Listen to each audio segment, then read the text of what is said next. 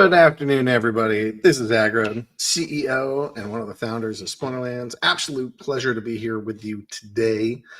Today, it is November the 7th. It is one day before the United States elections. So for the Americans that are here, hopefully we have a safe, peaceful, and halfway decent experience tomorrow. Okay, so we're getting down to the end of the year here. We got a couple weeks in November. We're gonna have a couple working weeks in December, and we got a whole bunch of stuff that we have to get out into the universe. So really excited to be here.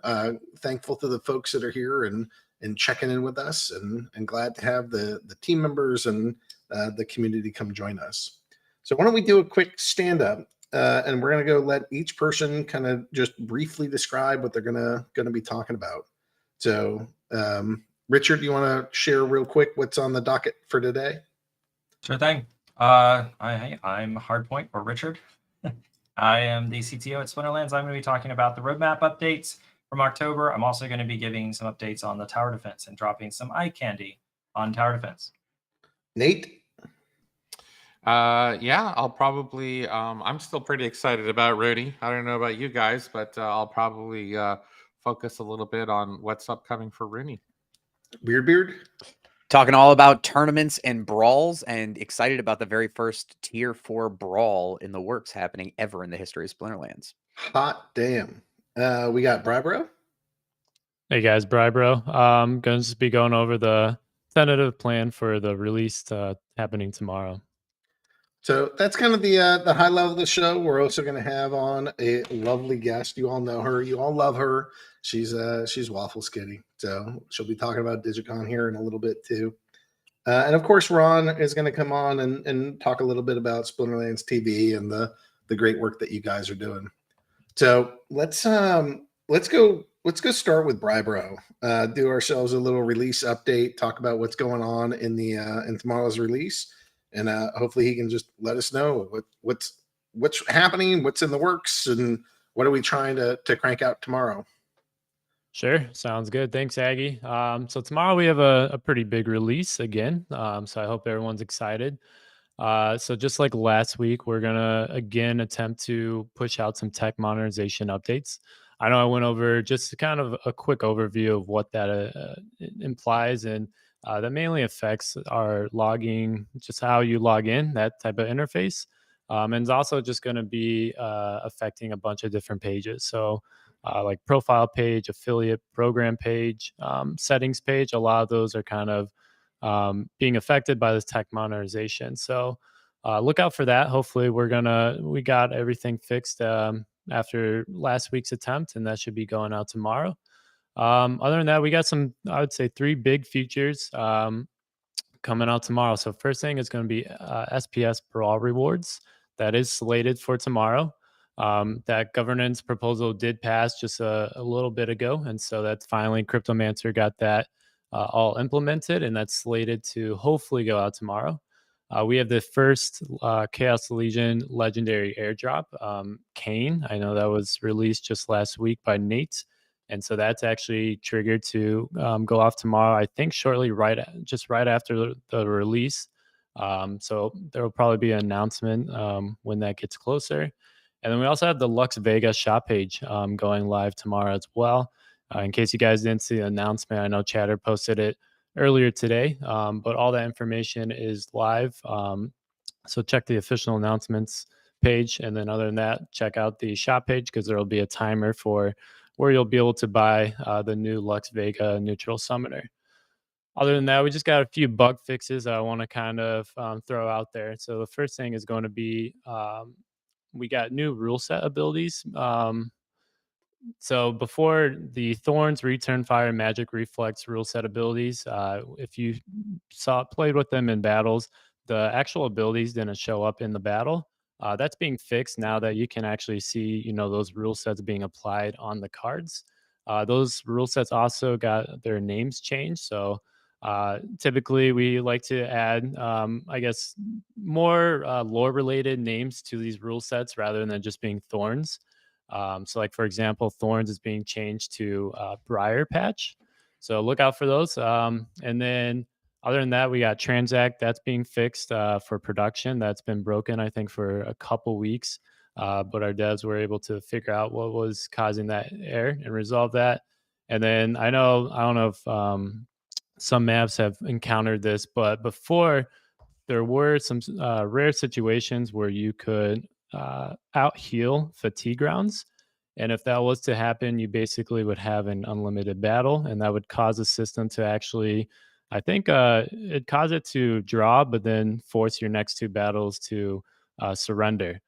So instead, we actually put a hard cap on rounds, and so the max amount of rounds that you can encounter in a battle now is going to be 100, and if you surpass that, it's going to resolve in an automatic draw.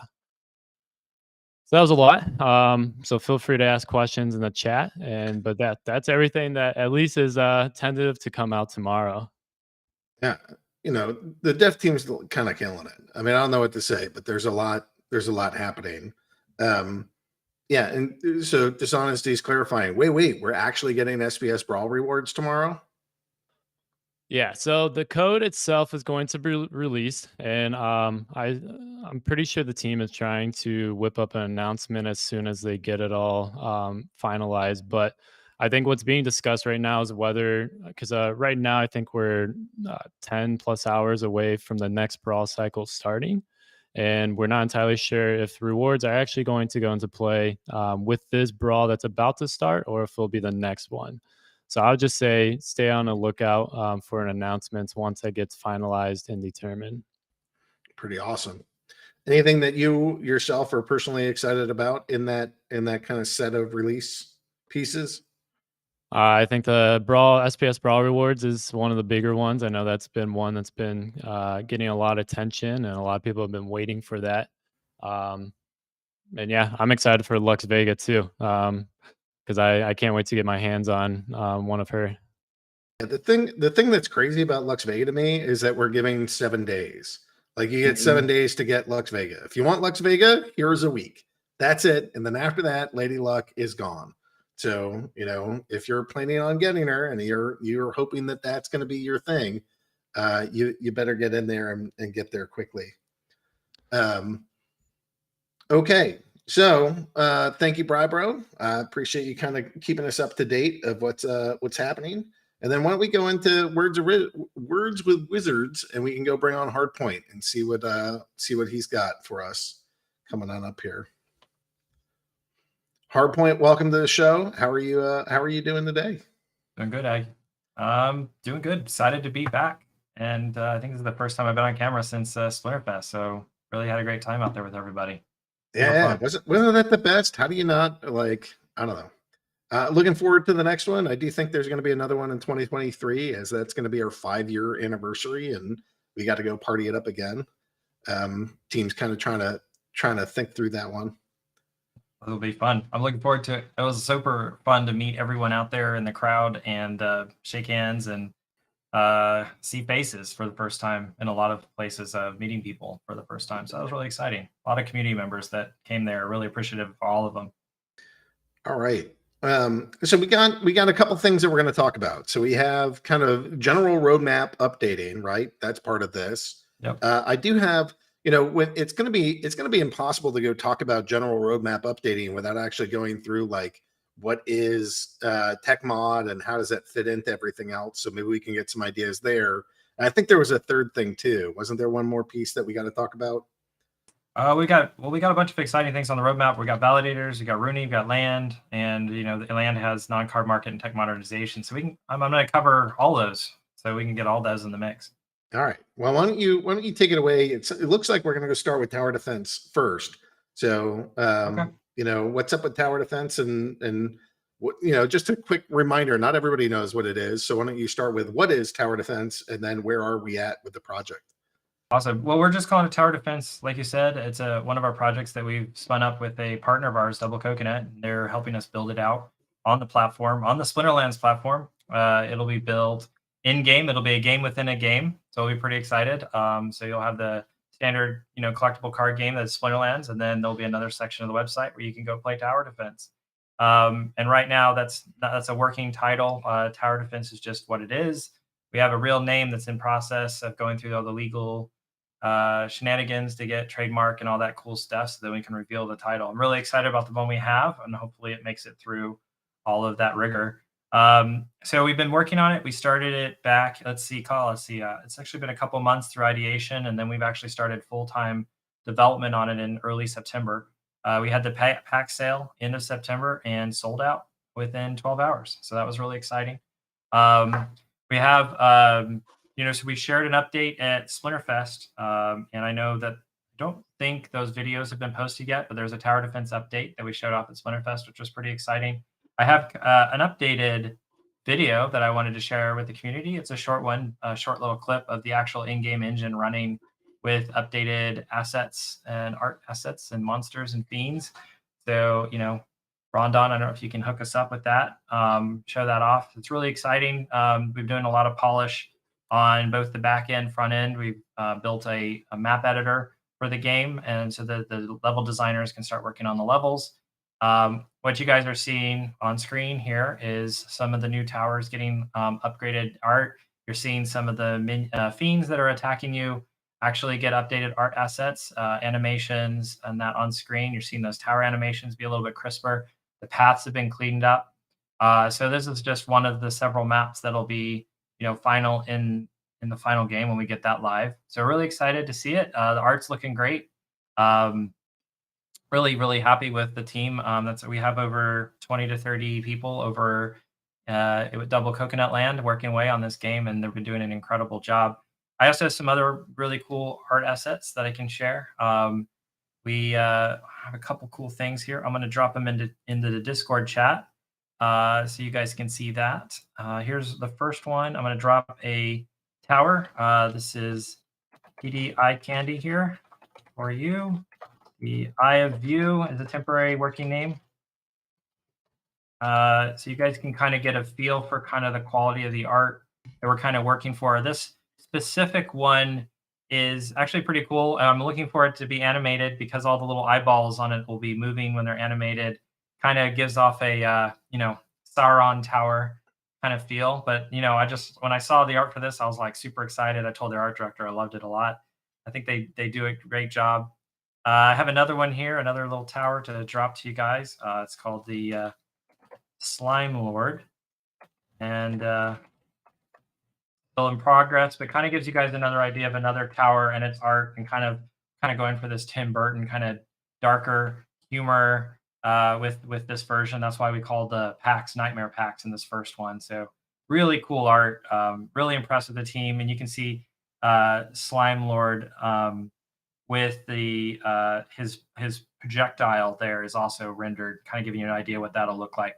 But he'll be fully animated in game, so you'll be able to see him and drop him in there, and also get him in the TD packs, which are for sale right now on our website, which is really exciting. Like I said, we sold out, but we moved right from sellout to general sale, and we have 3 different airdrops. So as the packs sale, those airdrops will become available, and we won't be able to give them out until we produce the game, but people that are purchasing packs with inside those airdrops will actually earn a chance to get them on release. So super excited about that. And in the meantime, just owning those packs, the DAO is providing SBS rewards to holders, and it's one of the best ways in the game to go get SBS rewards. So if you like stacking SBS, this is one of the better ways to grab them. Absolutely.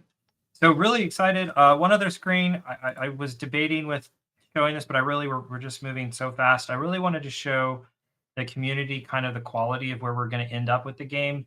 So, and I just want to just say heavy disclaimer that this is all in progress. There's probably going to major elements of this may change before final production, but I really want you guys to get a sense of what we're shooting for in the game. So this is the, your tower, really your defense selection screen here.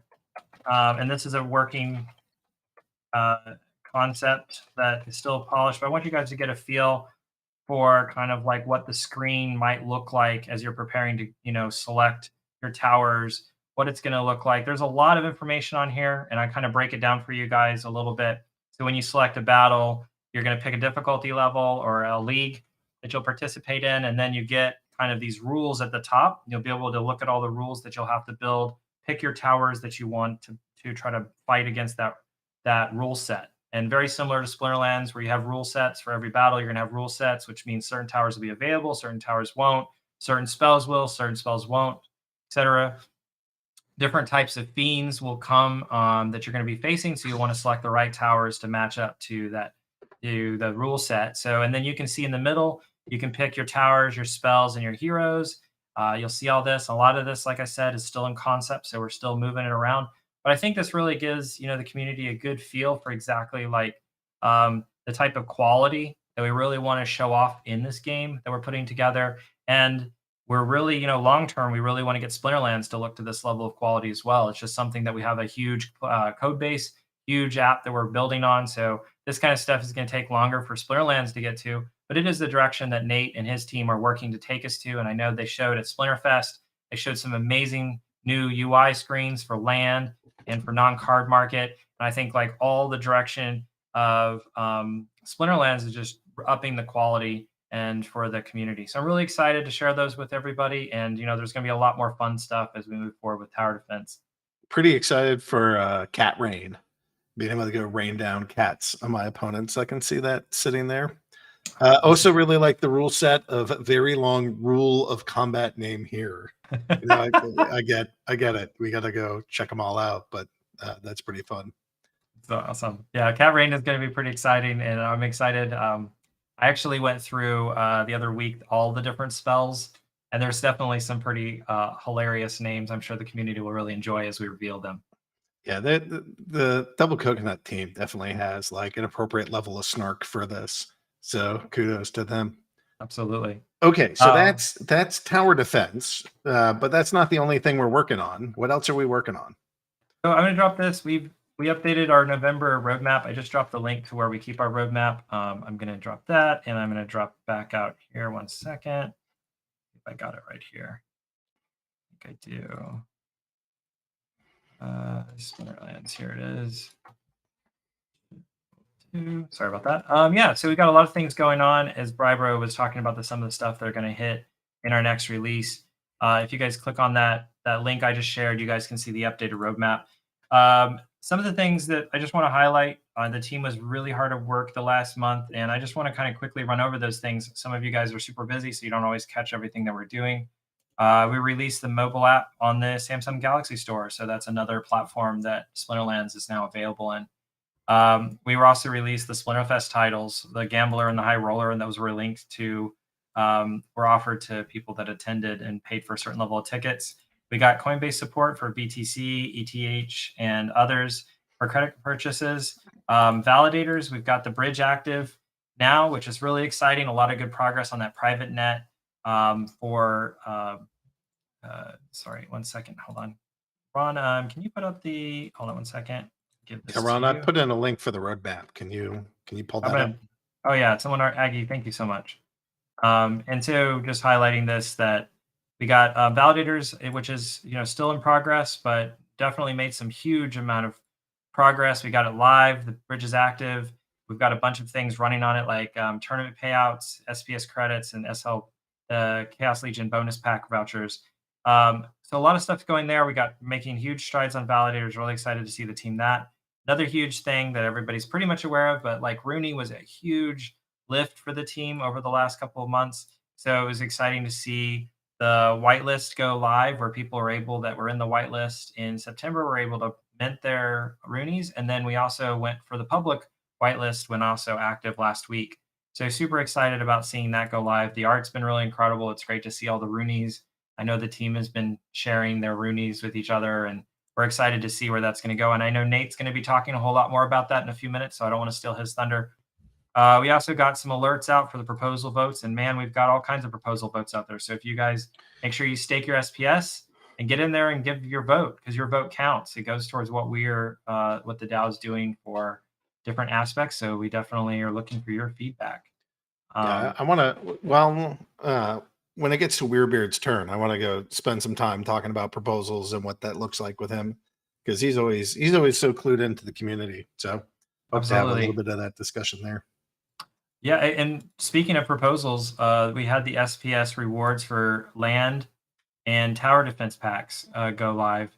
So that was really exciting. We had that go live the vote in September, and then we were able to make it live mid-October. So people have been able to collect SPS for holding tower defense packs and holding land. So that's super exciting. We also had a proposal passed for the adjusting the rewards based on card level, which we're actively working to get into the game. So that'll be really exciting. Yep. And there's a whole bunch more proposals that have been active over the last week or two. Now, if I had to point to a couple different things in that roadmap that I've heard quite a bit about, it would be land. When land, when land, what land, how land. The community seems to be very much interested in land and all things regarding it. Can you give me any kind of sense of like, what are the steps for getting land out, and kind of high level, what are we working on doing, particularly for land, and what prereq is about to go live tomorrow? Yeah, so I'm referring to tech modernization. So we're about to relaunch, because we launched it once and we pulled it back because of some technical challenges we ran into earlier. And then the team has taken it back in and reworked some of those aspects and rerun through QA. So we're going to be putting back out the first piece, which is tech modernization phase 1, which really is the technical foundation for where land is going to be built. And we're really excited to see that go live tomorrow. We're crossing our fingers. We're really excited. We think we have it all lined up. So we'll be excited to see that go live. That will be part of, there's a whole nother section, which will probably break out in the roadmap in the future, but we're going to have the main app bar, main settings, and your ability to buy credits, DEC, and SPS. The deck and SPS management portions of it are still TBD, and we're going to build those out. But really excited to see what we get tomorrow. But getting that out tomorrow is the reason we've been counting this under land. It's something we've been working on this whole year, is really giving a solid foundation for building all the new exciting functionality on Splinterlands. And that opens the door for us to get the non-card market out. It also opens the door for us getting land phase 1 out. Very excited about that. So getting that out, there'll be a lot more details to come in the release notes. When we get into talking about land, I absolutely agree with you, Aggie. Land is very much on my mind. How do I get stuff out to the community this year? And so has it been on a lot of people here at Splinterlands. I know Nate's team has been working extremely hard on phase 1 of land, and there's a lot of stuff that I've been seeing. So very excited. And I know that if you guys were at Splinterfest, Nate showed off some of those land concepts on there. So if you guys haven't checked out those videos on land, you should go check out the Splinterlands videos. And very excited for what we're doing there. We're really targeting, I'm hoping we'll know definitively exactly when the release will be. Right now, we're sort of targeting mid-December for, we're hoping for the full phase 1, but we may get a portion of it out. So we're trying to get something out, and that's what we're working through right now. But very excited, a lot of work internally, and I know we have a lot more creative stuff that we can start dropping very, very soon for you guys, eye candy that you guys will love seeing about land. It's going to be a really big portion, and really excited for all the hard work the team has done on it. We're definitely hoping to see tomorrow's release go successful. If tomorrow's release goes successful, it really opens the door for getting non-card market out, which has been sitting kind of waiting for this functionality to hit. So we could see non-card market drop within the next couple of weeks with the success deploy of that. Yeah, here's hoping that all goes smooth. And we'll see. I've been trying to task Nate's team with let's get some information about what parts of land will look like and how that's going to operate, and get some more details out there. I know that everybody's looking for that. We're trying to finally get there and put more out into the ether, because we know that that's a big question, and it's a big part of our game going forward. Other things you want to talk about roadmap wise? Anything else kind of lingering out there that you want to share? The biggest thing is, I kind of hinted a little bit of this, is validators. Like, we're definitely feeling we're starting to get really close to a full validator running and be able to get a test net set up. So it's starting to feel more and more real, starting to feel like we're going to see it soon. So it's not going to happen before end of year, but I definitely am starting to feel really good vibes on it, and starting to see the code work internally through the motion. So very excited about validators too. Yeah, the validators are kind of they're a little bit extra special in that, before we release all these things, validators are something that we're going to run for like a period of time. So, we know folks are waiting for them. We want to make sure that they're they're clean and crisp before we get them out there in the public. But yeah, validators are basically like a essential component of our ecosystem, and they'll be out as soon as we can get there. All right, Hardpoint, anything else that's on your radar for today? Anything else you want to share? No, I'm just really excited to see everything come together. The team's been killing it over the last bit. And tomorrow, just looking at the release notes, just going to give a huge shout out to everyone involved in those releases, the devs, the engineers, the support team who's managing it. We've got a huge list going out tomorrow, so I'm very excited to see all of it hit. Yeah. Yeah. The like size of the releases that we've been doing recently are just massive.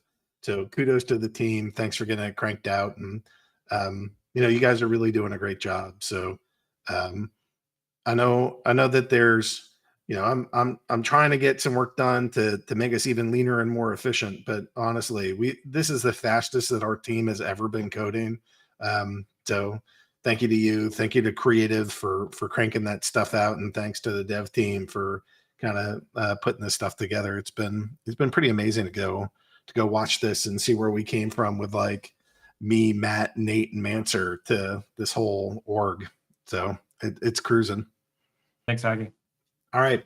Words from Wizards. There you go. That was a Hardpoint, our CTO, and glad to have him. We're gonna take a little commercial break here and dive into DYGYCON. So WafflesKitty is over there. Hopefully we can go kind of just standard questions. What's a DYGYCON? Why should I be there? And who's it for? Hey guys, it's Sarah, your DYGYCON event coordinator. So hopefully you guys are ready for the next Metaverse convention. We host every 2 months. We feature a bunch of crypto projects, both whom have supported us, worked with us, or just are in the community. And we want to just get them all together so we can have fun. And not only that, we'll have a bunch of cool talks out there. We'll have a bunch of giveaways, lots of swag to give out, and a little secret thing that marketing let me have budget for that I'm super excited. I actually hinted about it in the blog. So if you haven't read the blog that I just posted on Peaked, I'm going to post it right now. I also posted on the DYGYCON channel. That's pretty much it. It's going to be on November 18 to 20. So it's a full 3-day weekend event. It's 24/7 in the metaverse. Join whenever you want. Yeah, we got to update the DYGYCON 11 slide to DYGYCON 12. So I left the DYGYCON 11 video. It's a playback of the live stream. If anyone wants to kind of have a feel of what it's like, we'll be hosting another live event on the Saturday of the event. But if you guys want to see a preview of that, I have it on that page. But that is the correct page for DYGYCON 12 to RSVP. And one thing I want to add is that if you guys haven't been to DYGYCON, you should go. I'm hoping to go take some of the framework out of DYGYCON and turn it into a special metaverse for the Splinterlands community. So in the not too distant future, I think that you guys will be able to have a much more Splinterlands specific experience. DYGYCON is really meant as like you're a little avatar and you're hanging out in a convention center, and it's not very Splinterlandsy, but that's fine. It's meant as that. But in the future, I've been really happy with DYGYCON, and that the whole the company used to be GamerJoy, but now they're Inverse. So I did sign a contract with them, and my goal is to go put together kind of a whole metaverse experience where you can run around as an avatar and be part of the Splinterlands metaverse, and we'll give it a name, and you guys can own pieces and parts of that metaverse and hopefully be creating things inside of it and have payment options within there and do the whole thing. So, and just, I know that we've sold a bunch of things. So my hope is that, my goal is to do a lot of that for just like burning, DEC. So, yeah, there'll be more things to buy, but, they should just go directly towards, supporting this community, what that looks like. Don't forget to follow us. Well, I don't know about the, yeah. So, anyways, that's DYGYCON. More is coming. You definitely want to check it out. If you haven't been, come join us. It's a fun experience, and you get to wander around and Inverse, the company Inverse that helps us put that event on, is definitely going to help us put together some neat things. One of which is that I'm really excited about is the ability to, I call it a trade binder. I don't know what other people call this thing, but like if you wanted to trade more than one card at a time, doing it in the market, I have to like buy and sell this card and buy and sell that card. But here in both DYGYCON and in our little Splinterlands metaverse, one of the pieces that I'm most excited about is a trade binder where I could be trading 2 or 3 cards for 2 or 3 of WafflesKitty's cards at the same time, put in a little DEC and a little SBS into the whole mix and trade that whole big piece. So I'm pretty excited about that. I think it'll be a nice experience. So anyways, excited for that. And I'll certainly be attending, give off a little kickoff talk, and excited for the various partners and crypto bros that'll show up and join us for DYGYCON. Thanks, Sarah. Thank you, guys. All right. In addition to DYGYCON, we like to go talk about our brawls. This is a big week for brawls, and I'm sure that WeirdBeard has a fair amount on his mind about what's going on this week, in particular for the whole brawl and tournament community. Yeah, I got a lot. How are you, Aggie? Let's get that out of the way. This is it. This has been a long November. It's only 7 days in. We have the freaking elections tomorrow. There's a lot that's going on, and I don't know. I'm excited to see 2023 behind us, or 2022 behind us. I don't know what's going to happen with 2023. Maybe it'll be smoother. Maybe it's a giant mess, but I'm looking forward to being in a bull market. Mm-hmm. So this is we're in a bear, and we've been in a bear, arguably for over a year now. And this has been like a long bear where we're sitting at the bottom of the market. That's an exhausting place to be. And I can see it in the Mavs. The Mavs get a little bit testy with me and a little bit testy with each other. And it's been like pretty long since we've seen a bull market. So I have no idea when that comes around, but some of the indicators seem to be flipping. So maybe we're finally getting it there. But anyways, that's been long, and I'm excited to sort of like get out of this, because at the end of a bear is a bull, and I'm pretty excited for that switch whenever it happens. Yeah, I've spent I think I normally stay out of Mavs chat, but I've spent multiple days now slinging through the salt mines there. So it's been a little tiring. I'm also there with you. But I don't want to pick on them too much, right? Because it's reasonable. We're all seeing assets go down. We're all been in a spot where like things have lost value. That's pretty tough. As long as Jay Powell keeps shoving the interest rate higher, it's going to be harmful and rough. I don't know that he can do that indefinitely. But we'll see. I have no crystal ball for these things. All I know is that some of this stuff is pretty painful.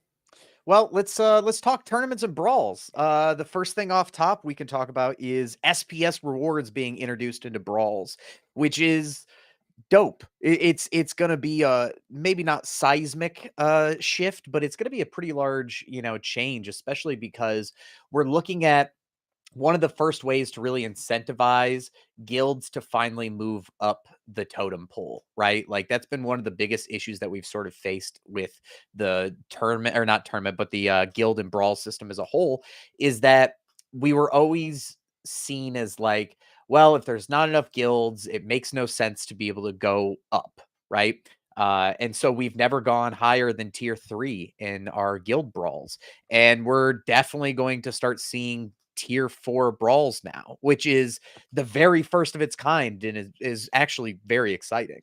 So just that in and of itself sounds like what we've done is successful, right? Like if we've done nothing else, just moving that from tier 3 to tier 4 is like a pretty baller move. Yeah, and I think the other thing too is that it's not a complete solving, right? Like it's not like, oh, okay, pack it up, all done, go home now. But what it is at the very least, movement is starting to be made. And I think that one of the big complications that the guild system faces right now is that because everybody tier 3 is like the ceiling that people are hitting, it squashes everybody into this small gap, so that it's really hard to sort of differentiate the difference between the bottom of tier 2 and the top of tier 2, like, or the bottom of tier 1 and the top of tier 1. There's such a wide space in there that, like, it feels weird to classify some guilds on the same like tier as one another, because it just doesn't make sense. So with this, I'm really hoping to be able to see not only those guilds moving up to tier 4, but also continuing to see who's going to be the first guild to hit tier 5, honestly. Do you think the community is going to celebrate that move, or do you think they're going to be like, hey, those people are making more money than me and I'm angry? Like, how do you see the community kind of reacting to some of those guys finally moving up? I mean, it's always both, right? Like there's always people who are upset and always people who are excited. But the one thing that I will say is that it's going to start opening up conversations around the benefits of being in those higher guilds, right? And what people are able to do to get to that same level, right? Like the benefits that come along with having those expanded shops and having better, just everything, right? I think that it's going to be tough at the very beginning when you see, because we've talked about there's a cap on the SPS rewards, right? So it's not like one guild now goes into tier 5 and all of a sudden they claim all tier 5 SPS rewards. But I think the other thing that it's really going to do is finally make it so that the conversation isn't about, oh, well, it's just not worth it to us. Like, I feel like that's the laziest, like hardest objection to overcome, because if people go, well, it's not worth it, you can't really just say like, well, okay, I guess that's the way you feel about it. Like, now we have definitive proof to where it's like, yo, other than just getting all these upgraded things within your guild, you're also like physically able to hit that button and get those SPS rewards that are now just being dumped in. And that's that's a huge motivator and a large carrot for guilds. Hopefully the people see that it's a pretty large pool, right? It's 3.25 million, something in that range. How big is Close to. So like, the whole like rank rewards, I think is 7 point something million per month. So like, this is just brawls. This is just this one category. This is like a fraction of the players, but they're getting half of the size of reward pool of rank rewards. So if you guys, I guess I'm saying, like, if you guys want some sweet battle rewards, go get into brawls and start kicking each other's teeth in. Yeah. And I mean, like, along with, and this is this is always where my hands start to get sweaty when I talk about this, but like with the introduction of SPS rewards into guilds and brawls, this gives momentum to like me when I start talking about, hey man, here's some of these things that we really need to be doing and working on and improving on in the guild and brawl system as a whole, because it's like, now it's not just, hey, if you're in a guild, it's cool and you get, a couple of extra things. It now sort of isn't on the same level, obviously, as ranked play, but it's still like, hey, we have lots of SPS that's in this ecosystem here. We need to be able to make sure that we're treating it with, the same kind of care and respect that it deserves. And, I really think that doing this brawl focus, right? Like, we're able to put the spotlight in on a little bit more, and we can't hide behind, oh, well, we, as soon as SPS rewards get in there, we're going to see all these, guilds snapping at the chance. We're going to see, like, what are the smaller things that we also need to be taking care of outside of just increasing rewards? You know what I mean? Like, from a player experience perspective, what are the things that we need to be doing that make people go, you know what, even if we're not in tier 4 or tier 5 cleaning up with SPS, I want to play more brawls and be in more frays, and here's why, because these things work and these things don't. Anything else you want to add about brawls or tournaments in the short term here? Yeah, I think one of the other big things is we had some pretty good feedback from a couple of players, including Cryptomancer, who jumped in and talked about this sort of moves us closer to being able to play around with getting gladiator tournaments up and running. I think we're really needing and focusing on increasing participation in these guilds and brawls without just throwing money at people. And I think gladiator tournaments and maybe even eventually a gladiator rule set are things that, like, there's these edge things that really entice certain people, and being able to double down and make some of those things become a reality, I think, are great. Like, I'm really excited about the possibility of gladiator tournaments just because they're soulbound cards. They're a thing that not you can open up a gajillion of the gladiator chests and maybe you're not getting a Quora, but once you do, like like you want to be able to play it in every single thing that you possibly can. So like being able to find, like, I mean, even Ron mentions it in the chat. We recently added the ability to do gladiator challenges, which is dope. And we've seen a pretty decent usage on that. So it shows that there's like an appetite to this. And I'm hoping that the SPS delegation, the SPS rewards in brawls doesn't become the selling point of why you join a guild and a brawl, but it becomes like that extra cherry on top that goes, I already like all this other stuff, and now that SPS rewards are involved, like, it makes it even better for me, All right. I want to talk proposals just a little bit. Let's do it. Because we've had a bunch of these things, right? I'm not sure that we've spoken about all of them. No, we haven't, but there's been a lot. Right. So I'm looking at number 10. And then I want to kind of move up from there. So 10 passed, and it was just rewards based on card level. Yeah, and I think that's one that was not contentious. I think a lot of people kind of understood what that meant, but I would love to be able to hear your thoughts on it specifically. Yeah, I mean, I personally voted yes for this, and I thought, hey, look, this thing is pretty cool.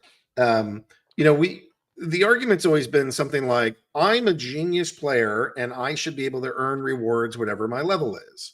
And there are other people that are like, you own level 1 cards and you're taking advantage of some like broken parts of our elo system and you're getting too high.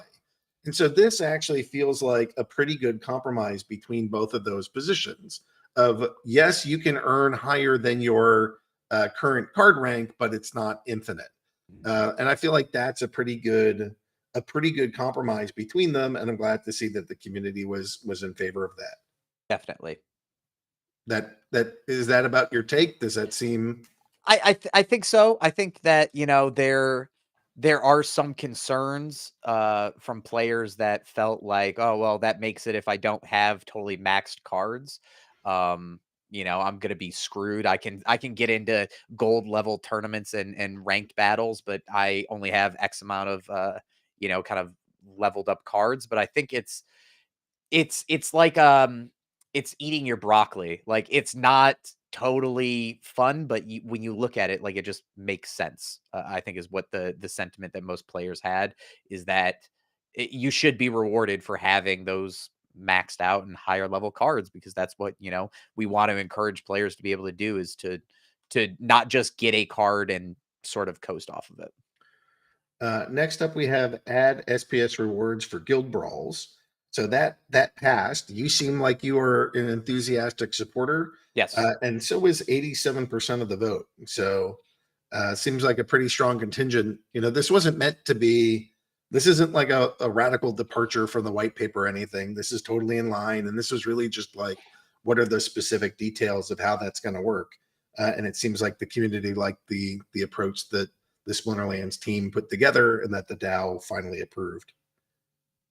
Yeah, I think the only thing that I like as far as pushback that I really heard on that one was more along the lines of people not being interested in giving out more SPS. Like, it's the same people who don't like airdrops, the same people who, you know what I mean, like, don't want to increase ranked reward, like general exposure. A lot of the people that just like things as they are and don't want anything to change, which I mean is a fine stance to take, but a large majority of people that I talked to were all very, very excited. Yeah, I mean, 87% in favor is pretty damn good, especially in crypto. All right, so then we had two of these that failed. We had the price validator node licenses in DEC and the price rift watcher packs in DEC. Now, Matt and I knew that there was negative sentiment when we actually put these things up for a vote. But we thought, I think it's important that you would see that we can propose things, and if the community doesn't like it, they get voted down. There's not like, we propose it and the damn thing will happen. It's like, no, that if the community doesn't like stuff, we should propose it and they should vote it down. I still think this is a good idea. And maybe now that DEC is closer to the par value, that seems like something that we might, actually try again on. I don't know what kind of like a big portion of the no's where people that are like, you'd be offering a gigantic discount. We can't do that. Yeah. Well, if there's no gigantic discount, then I wonder if that's something that we could actually do. And then separately, the SPS DAO could then say convert this DEC into SPS if they wanted to. Like that, I know that's a little bit more convoluted than just like accepting payment in SPS. But by doing it this way, it makes it so that it's always going to have this stable value, which is, that's one of the reasons why I like it. But that's not. But obviously, I was in the minority. Most of the community voted no. Some of them were like pretty vocally hating on this. I mean, any thoughts or your experience with that? Yeah, I would say that now again, I want to preface all of this that I'm an idiot. So like I do my best to understand the tokenomics and like economic aspects. I'm much better about community sentiment than exactly being like somebody who's very, very numbers driven. But from what I could parse and understand is that a lot of the players are just concerned with what is the future of DEC, right?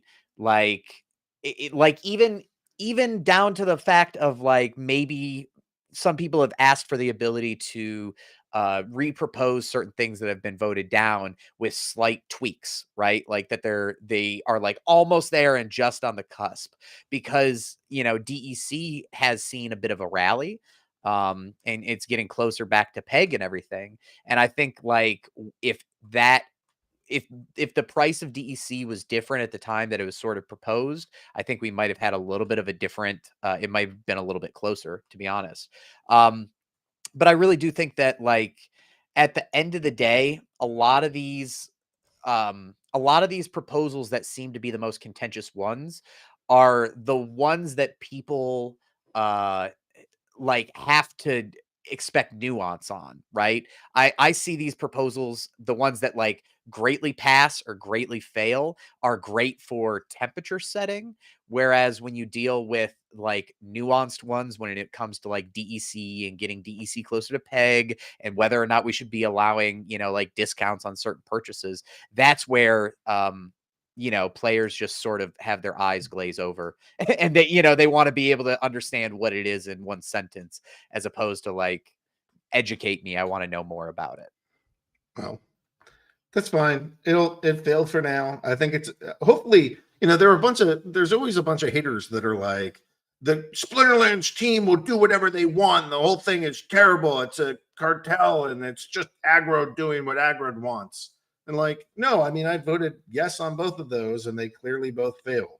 So I don't know, just calm thyself if you happen to be one of those angsty, salty people. Yeah, I also think it's important to state that, the proposals are way more of a because it is like harder to get nuanced takes, right? Like it's always I don't think a lot of these are going to be super close one way or the other, but understanding that the proposal system it's like calling roll, you know what I mean? Like even if something's going to be voted down terribly, it's a matter of putting it on record so that it's not just oh, well, we think this is what Aggie thinks, like we have previous votes that we can go back and look at, and it shows over, over time where priorities for not only players, but for leadership and for, all the different people kind of lays. So then here are two that are active. We have replaced DEC LP rewards with SPS. So if you're not, so right now, if you're in the liquidity pool for SPS and DEC, there's actually a small amount of DEC that's rewarded to everybody. But a lot of us understand now that if DEC is at the par value of 1,000 DEC is equal to $1, that there's a lot of advantages to the ecosystem that comes with the stable coin. And so this is one where I'm like a little bit torn. This is actually the only one that I haven't voted on because I'm like, well, giving some DEC is a reward and might incentivize this. And if you take away the reward, you might disincentivize it. But also giving out DEC doesn't go along with the greater objective of like having DEC up at the par value. So I'm personally torn on this one. That's why I'm not voting in it. But it looks like it's passing pretty clearly and should pass in 16 hours with 73% of the vote.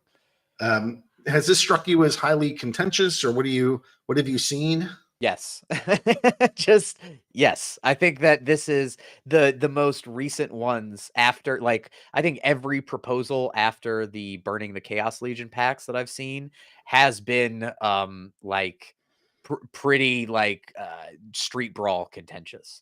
And like people are on one side or the other and ready to rip your throat out depending on what answer you give. I think my question to like better understand that I would ask you is like, how important is DEC going to be moving forward in this ecosystem? Like if you had to, just somebody's coming in today and they're like, I don't know what to do. Like, should I go? I have SPS, I have DEC, I have cards, I have nodes, I have all these different things. Like, where is DEC in the ranking here, and how much importance should we be placing on the actual liquidity pool of it?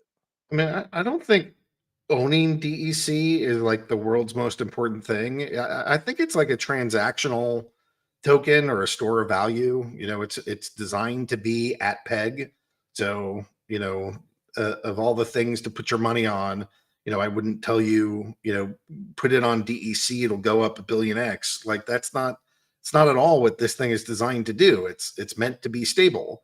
So like if you have assets that have earned you money, or you've earned money with those assets playing this game and fighting around, and at some point you want to make sure that you can capture the value and not have it go up or down, but actually like kind of lock it in place. A stable DEC is incredibly important for that. Mm-hmm. Or when you want to like trade on the market, if I list my Lord of Darkness for sale today, I don't want it to go up or down in value 30% tomorrow with whatever the hell the market does. I just want to list it and know what price and how many tokens I'm going to get for it tomorrow. So I think it's incredibly important to have DEC at the par value and stay there, which is why like I'm in support of the things like pricing nodes and pricing Rift Watcher packs and pricing literally everything else we do for the rest of eternity in DEC, because that's how we're going to protect the stable value of it. So I like that, and I think it's important. But in terms of like owning it, I don't know how important it is, because I can't tell you what's important for your family. If like, this is one of those times where I'm not your financial advisor, I can't tell you if owning this is useful or not. I know that for part of this ecosystem, having a stable coin and not like a wildly fluctuating stable coin would be absolutely massive for us. Totally. And I think that's like, I think it's, everything was complicated, right? At the beginning of the year when a lot of people seemed to just all in on DEC. You know what I mean? Like that's where they just dumped. And so this is now the pain of kind of getting things in line, of understanding like DEC was never meant to be like an investment opportunity, as instead of more like it was, from my understanding, supposed to be like, hey, this is like one DEC should always sort of be like this amount. And people are feeling that pain a little bit, I think. I don't know if it's pain. I mean, like, we printed a lot because that's how it worked. And then it did exactly what it was supposed to do at the time. We didn't design it to go like pumping price. That was definitely an oversight by Matt and I in the white paper, being like, we want people to own DEC and hold it. Yeah. That's good. We thought it would do good. And it was like way more than anything else we anticipated. So that was like one of the misses of the airdrop that didn't go exactly as planned. But oftentimes when we miss, but it doesn't necessarily harm the ecosystem, we don't like to go back and like break things and change things. I know that recently we've changed some things, so that's probably not the reputation that I have right now. But all the things that we have changed are all trying to get in line with anything that's happening sort of after the fact these days is really around getting, how do we get everything to line up so that DEC is stable. Yeah. So like I don't know how important it is that you own DEC, but to me, having a stable at par value DEC token is literally like the highest priority thing that I have in this company. So that might sound weird, that might sound bad, or it might sound whatever, but I'm pretty convinced that having a stable coin at par is one of the best things that we can do. And we'll see how much the community helps us do that, either by changing Rift Watchers and validators. I saw Michael say, hey, if it stays at peg for a bit or at the par value, then he would consider changing his vote. And maybe there's enough people that would do that if they don't see it as like a major price change for validators and Rift Watchers. Because I'm not trying to change the price that we're selling them at. To me, it doesn't matter if it's $5 of SPS or $5 of DEC. You still have to pay $5. But I want it to be DEC because that way we can actually have stable values. Yeah, exactly. And then there's one last one here: the daily burn of unsold Chaos Legion packs. What do you think of that? I'm conflicted. I'm really conflicted. Let me give you some of my conflicting feelings that I don't have answers to and I don't know what to do with. Like one of the things that people are concerned about is land. You know what I mean? Like when land releases, it's supposed to eat up like a lot of cards, a lot of cards. And to have essentially no available cards at the time, doesn't seem to sit well with people. The same thing as well as people that have I don't want to say complained, but they brought up the fact that when they joined, it was before Chaos Legion launched and there was no card packs available to buy. So as a new player getting into the game, all they could do is rent or buy singles. And it was a bit of a struggle for them to be able to get into the experience as a whole, because there was nothing that they could go and just pick up.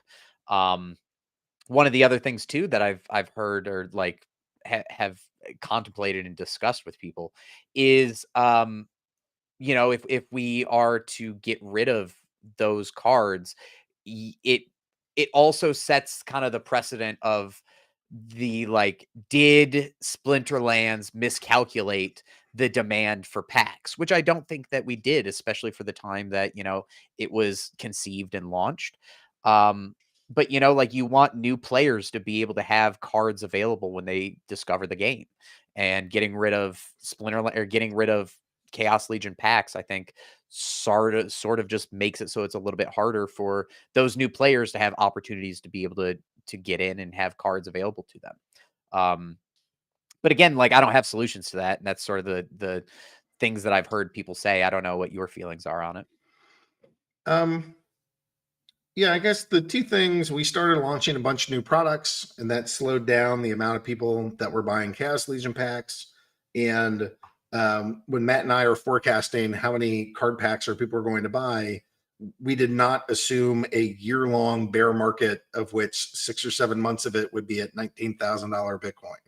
So like at the time, I wouldn't look back and like change that decision. We looked at what we were seeing and we said, this is what's reasonable. This is what we ought to do.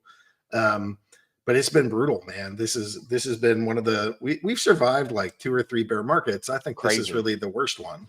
And you know, the first one, we saw a 99.9% decrease in the main token we had.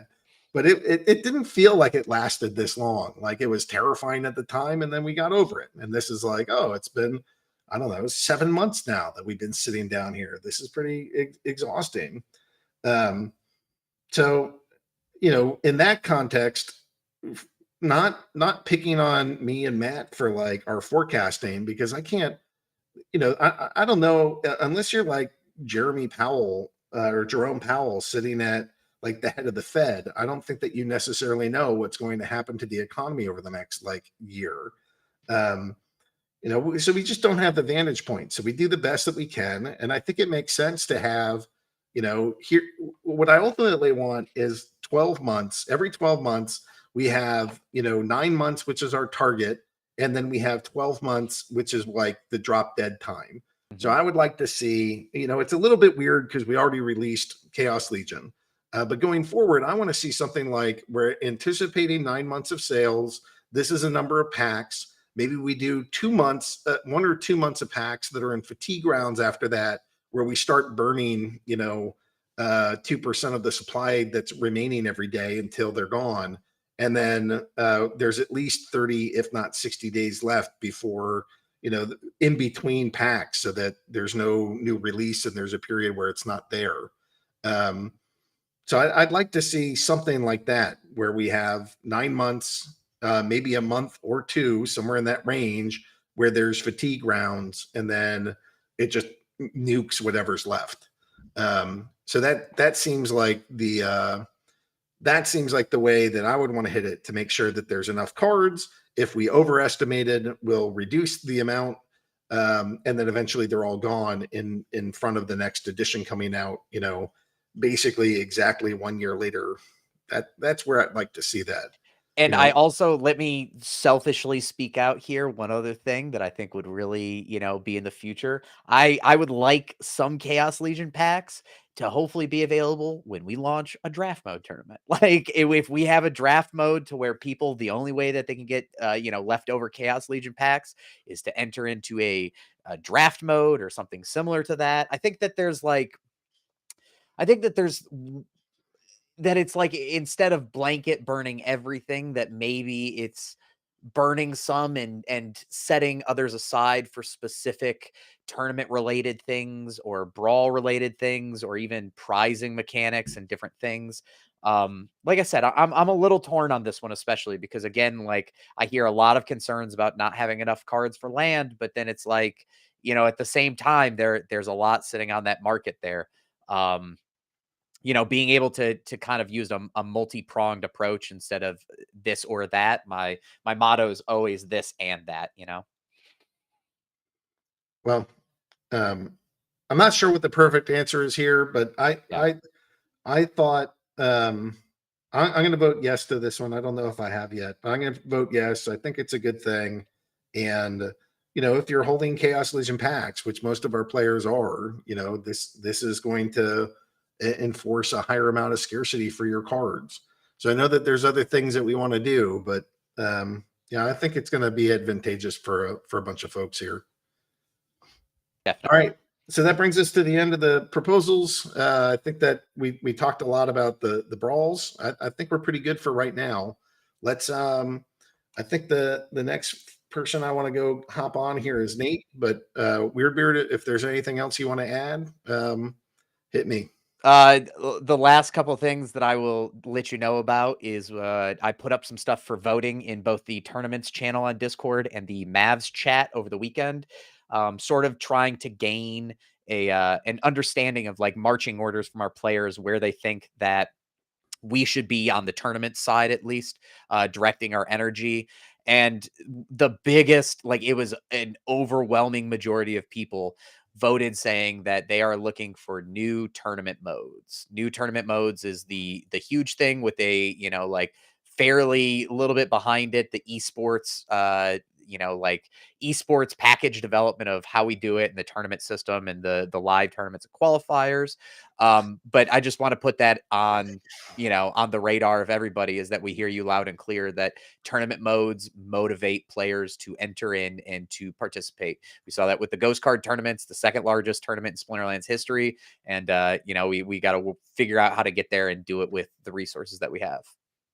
Yep. We're working on it. We'll see where we get, but we're working on it. All right. Thanks, WeirdBeard. Let's dive into some creative with Nate. Hopefully there's some cool things that are happening here. Good sir, how are you? Yeah, I am doing amazing. I'm pretty stoked, and it's kind of like every day, whether it's in Mavs or in general chat or even on the town hall today or otherwise, we're constantly hearing bear market this, bear market that. Everyone's nerves are fried and on edge, and everyone has something to say, salty or otherwise, in regards to how fast we develop or how slow we develop or what we're developing or why did we develop it that way. At the end of the day, we have a lot more toys than we ever had before. As a community, as a game, as team members, we have so much exciting stuff going on. It's mind-boggling, and the fact that we have debates and proposals, and like WeirdBeard was saying, how we're at each other's struts, we're out in the streets brawling over this stuff. It just really speaks to how passionate we all are about this project, about this company, about how we're revolutionizing the game industry and the world at large. I mean, that's essentially what we're doing, whether we're in a bear market or a bull market or otherwise. We're in complete biddle mode. And I think it shows. And I'm just here to say I am just stoked out of my mind. We started off with Brybro talking about, the things that are happening right now, right this second, tomorrow. Like, I'm a big, I think my favorite element is death. I don't know about you guys, but the fact that we have Kane Hayes popping up potentially tomorrow, to me, that's exciting. That's amazing. So to celebrate that, let me kind of, I don't know if I shared this before, but it's one of my, I think it might be one of my favorite animations. So, it's been a while since I shared an animation to you guys. So, for those of you who are at Splinterfest and saw a glimpse at Battles 2.0, we haven't forgotten the animation stuff. So there is Kane Hayes sucking the souls of those around him, powering up for those massive blast attacks that he's going to be pummeling the other team with. So there's that.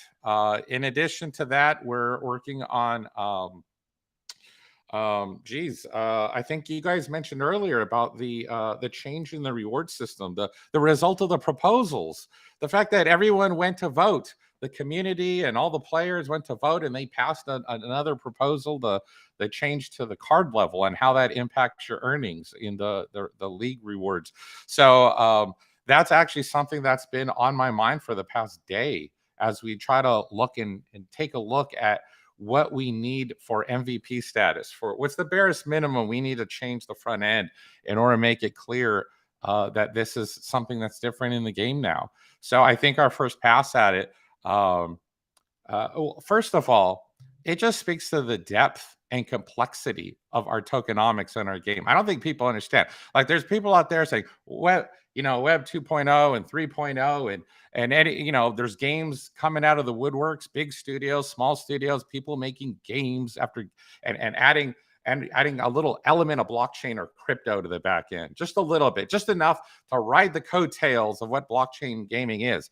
They have nothing on us. I mean, have you guys thought about just how nuanced just our league earnings are? I mean, I was looking at the algorithm and the code involved in trying to figure out. I was asking the devs, I was asking the product owners, how does this work? Because as a UX UI design team tackles stuff like this, it's easy to say, oh yeah, let's make this quick change to the proposal system, but it's another thing to design it. And when I'm kind of looking under the hood at the engine, it's hard not to be excited about how far ahead we are. You guys have no idea how far ahead we are to any other blockchain game company out there. I mean, think about the nuance of our earnings. We have ECR, win streaks, focus, gold, alpha promo, beta, guild bonuses, starter cards, and now card level. There's like 8 or 9 plus different things that all affect your earnings, all in different ways, all in very optimized algorithms that are intended in order to further improve the earnings of those who are invested in the ecosystem, who are playing the game and want to get the most out of it. There's a lot that's going into trying to make this game as successful as it could be, setting the foundation for when the bull market does hit and we all just like go to the moon, right? And so that's something that we're working on, and that we're hoping that by the 15th, I think, is what we're hoping to have those new changes into the league rewards by. So that's cool. Lux is right around the corner, so I'm pretty excited about that. I mean, it's the neutral summoner, guys. It's like you guys have been asking for this for so long, and now it's actually happening. You have 1 week to get it. I just want to keep emphasizing. You get 1 week. Good luck with that. I mean, if there is one big spend, I realize that it could be a little intimidating, right? The cost of that. I mean, it's like the equivalent of about 1,000 USD. But you got vouchers to help bring the price down. If you went to Splinterfest, you have a promo code. You have all these different ways to try to bring the price down. If you were buying up DEC for the past little while, trying to kind of get that baked in discount, then great.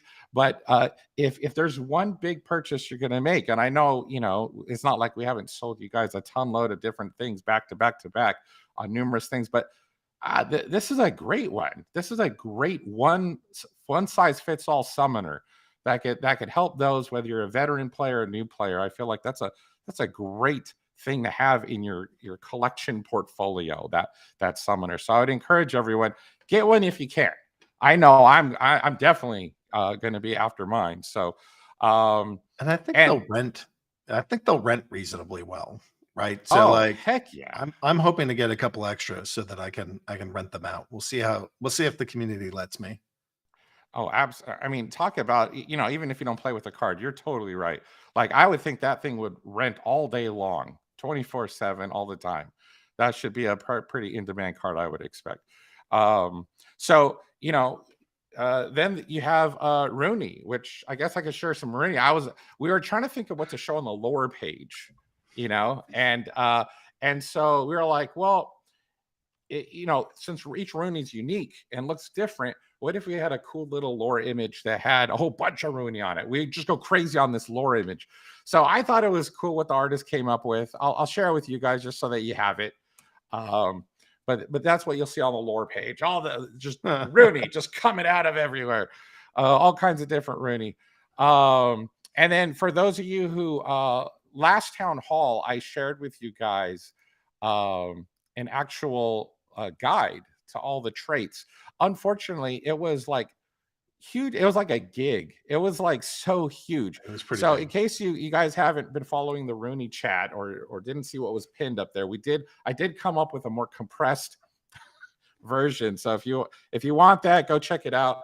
If a gig was too much and it was breaking your computer or whatever, go check out that link I just put in the town hall chat, and that should be a lot quicker to download, easier to open up, and you'll have access to all the different Rooney traits out there. And I have a little crazy Rooney story of my own to relate. So I got a Rooney. I'm somewhat known as a collector of Rooney. And when I pulled my Rooney, it actually had the body aggroed. Like, it's literally called aggroed, and it's from the business card art. And that's the art of my business card. So like, it's a 0.07% chance that somebody would get it. I don't know what the percent chance that I would get the 0.0% chance thing named aggroed. Maybe it's still 0.07, but I would imagine that it's even rarer. But yeah, I got the aggroed armor for aggroed. I am so jealous. I've been putting offers in. There's 2 of the ones named after me that are out there, the little body piece. And since there's only 2 of them out there, I keep trying to offer what I can. You know, I'm not made of money. I'm not, you know, I'm not wealthy beyond belief where I could just give any offer like, here's 10 Ethereum, give me my armor. But yeah, I am so jealous because, you know, I hopefully someday I'll be able to convince one of these guys to sell me that body. But yeah, that's cool. Your armor is very unique in that you got the arrows coming out of it everywhere. It feels very, very, very, it's very cool. And the fact that you got a legendary background with all the, you know, the starburst effect, that just blows my mind. Yeah, it's a pretty nice Rooney. Okay. Any what else? Do you have anything that you could share for land? I know that we presented some of these things, maybe even just one of the digital deeds that we presented at Splinterfest. Do you have one of those handy?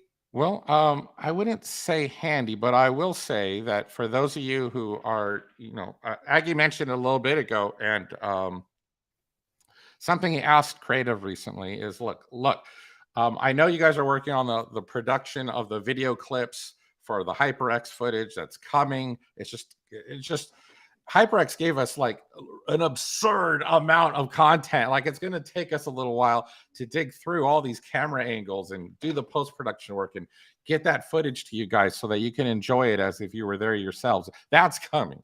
But in the meantime, Aggie approached me and the creative team and was like, hey, you know, I don't want people to have to wait that long. I want to show them land, as much land as we can give them. Let's show them what we're working on. Let them know that, hey, this is the movement is being made, forward motion is being made. And so we are gathering all that stuff, and we are going to get a blog post ready, hopefully this week, so that you can kind of like celebrate what the vision we have and the promised land that we're trying to achieve and head over to. And at the same time, we're pretty stoked with, you know, what we're currently in the midst of working on right this second to be released this year. Speaking of which, you guys have already seen the non-card market. I've shared it before, but I think it's worth, you know, this is I'll share a screenshot right there. That's kind of like what it will be looking at. If you guys don't remember, you haven't seen that before. The non-card market is instrumental, since that you'll notice up top there's a tab for land, and it allows for so much of what we want to do with the first launch of land, because we don't want to just show something that you guys look at. We want you to be able to engage with it. We want you to be able to get the coordinates for your plot of land and be able to trade and buy and sell and do all that stuff right there from within the front end, the interface. So we're working on it. We're doing it. What I do have, though, I do have some Rooney for those of you guys wondering about Rooney and when you're going to be able to play. I get that a lot on the Rooney chat. I know people, when are we going to play with these things? So you'll be happy to know that all the UX and UI has been handed off to the development team. The coders are ready to implement. If you want to taste, let me see. Here is a screen of what it might look like when you want to go ahead and review the Rooney. So you're going to connect your Ethereum wallet, check it out so you can manage the Rooney that's on the screen. Once you see the Rooney, you'll be able to go ahead and assign that Rooney. So this is kind of what that would look like, assigning a Rooney. Once you select one, you say, well, I want to assign it to myself, my account, or I want to assign it to my wife's account or my friend's account or whatever. You can assign it to whatever your alt account. And then eventually what you'll be able to do is go ahead, and when you do that, it's going to show up in your collection, just like all the other cards. And from your collection screen, if you click on one of those Rooney cards that is now playable within the game, you'll see something like this. So that if you have multiple Rooney assigned to the same account, maybe you want to flex a little. Maybe you want to go to the battleground and have your Rooney look one way, and the very next battle, change the appearance of your Rooney to one of your other Rooney that's been assigned to your account. And then the next battle, your Rooney looks different. So you'll be able to adjust how your Rooney appears in case you have like multiple Rooney. So that's pretty cool. I can't really talk about it, but I am so excited. I saw that Matt was writing up all our future plans for Rooney and what we want to do, because it's not just let's throw something at Ethereum, let's let you play with it, okay, done, move on. No, it's like we're emotionally, mentally, in every way invested in making Rooney one of the most amazing, awesome investments that you guys have ever made.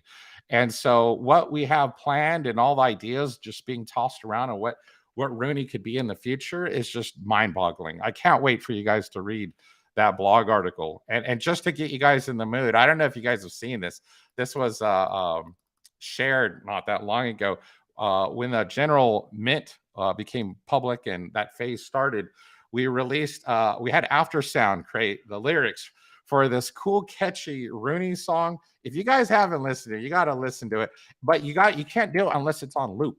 Play it on a loop all freaking day long. This song will be as catchy and it'll just stick in your head all day long. And I can't wait for the day we're all just chanting this Rooney song over and over again, just annoying everybody around us. But yeah, that's what I got. And since I know that land is a big deal, Aggie, I will make sure that next town hall we come with plenty of land goodness. So and the community at large can expect more and more land from this point going forward, because the 4 things Creative had on their plate was Rooney, Lux Vega, reward cards, which, you know, as far as many of you are aware, some of the reward cards are kind of maxing out, and the creative team has to spend a lot of time trying to make sure that we have another batch ready to go, and Matt has special things planned for that. So that is going on this whole time as we're doing all these other projects. But now that we got a few of these projects in the rearview mirror, Creative's attention more and more and more and more is all focused, Eye of Sauron, on land.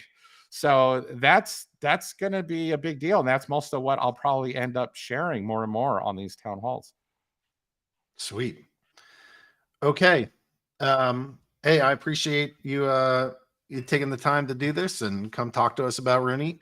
Let's go grab I guess it's going to be Splinterlands TV. So we're going to go talk with Rondon here real quick. Then I look forward to getting kind of a land update next week and just seeing where we're at, what it looks like, and sharing some info as we go. Thanks, Nate. Rondon, are you there, sir? Well, hello, Agrod. How you doing? I'm okay.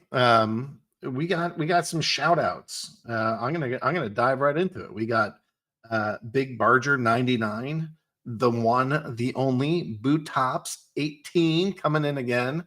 Nice to see you, Boot Tops. We got Downtown Detail. We got Kraken Jr., Cimarron and Laz, Rick on the Mountain, and Gaming Super Cow. That's a nice sized group of people that are watching the Twitch TV / Splinterlands TV and watching all the streamers. Absolutely. And I mean, not only do they watch it quite a bit to get 50,000 channel points to redeem a town hall shout out. So yeah, big props to those guys.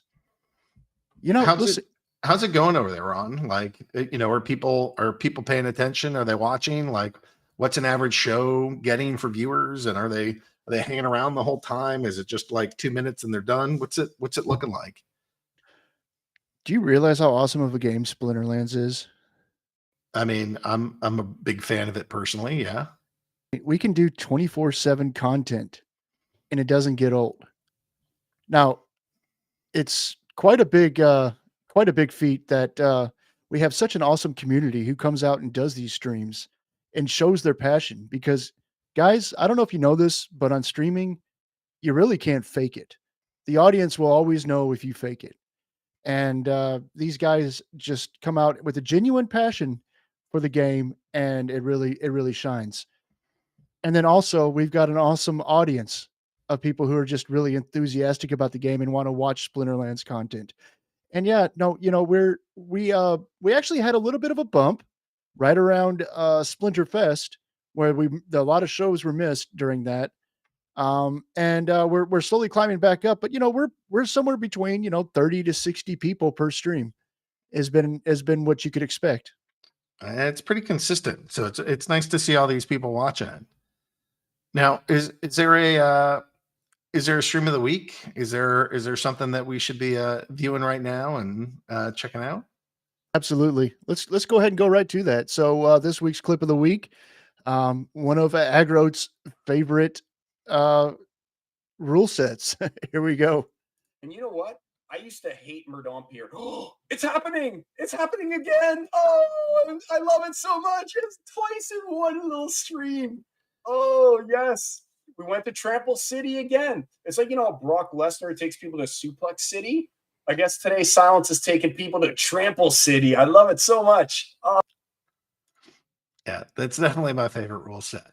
You know, like back in the day, you could do it all the time, but now it's like just limited to that one rule set. It's probably healthier for the game that it's limited to that one rule set. But I think it makes it a little bit more special. When it happens and you get the like serial tramples, that's the water cooler talk. That's like where you like grab your wife and you're like, hey, come see what I did. And she's like, I don't care about your stupid game, Aggie. And you're like, no, really, you have to watch this. Let me show you. You know, it's like, I don't care. You have to pay attention. This is the best fight I've done in like 2 weeks. So big shout out to our winners this week. The main winners is Luthien and Silence. They both win 500 SPS for being the clip of the week submitter and streamer. So congratulations to them. Yeah, you know, guys, listen, we're building some really cool stuff right now. It's not very marketable. It's back end CMS DB stuff. You know, I could tell you how awesome this database we're building is and how it's going to really create some really cool stuff for you. Actually, I can tell you about one thing that we're going to be releasing here very soon, and it's going to be working with Axler Twin Blades cool little spinner tool over on baronstoolbox.com. And that's a little giveaway tool that we've been building in-house. It's going to help connect, you know, all of this stuff together, make it easy for the streamers so they don't have to go searching for hive names. They don't have to do any of that. It's all right there in their little dashboard. So that's one of the cool things that we're building out that is affected by this kind of back end stuff that we've been building. You guys can expect that sometime probably this week. Hopefully if everything goes well, it should be this week. Other than that, yeah, guys, just stay tuned. Keep watching Splinterlands TV. Keep checking out the streamers. Tons of great stuff's happening with this giveaway tool. I suspect that even more cool stuff will start happening on the stream. So make sure you guys are checking it out. Go to splinterlands.tv. You can actually see the full schedule, all in your own local time.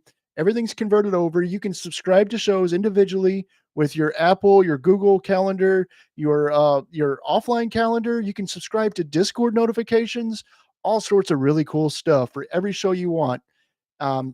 Be sure to go check it out. All right, thanks, Ron. Appreciate your time, and it's awesome to have all this streaming content. I think it helps people find the game and answer all the questions. There's so much to this ecosystem that it's pretty complicated. So getting to watch some of the streamers go through some of the different motions, I think, is really helpful. So thanks, Ron. Absolutely. Thanks, Ag. Okay, we got questions, and actually, I didn't realize we have 2 pages of questions. So I'm going to try to power through some of these, and we'll see how we do. So battle ranking rewards. Can the team document? Actually, Ron, do you feel like reading these? No? You wanted to read the live ones.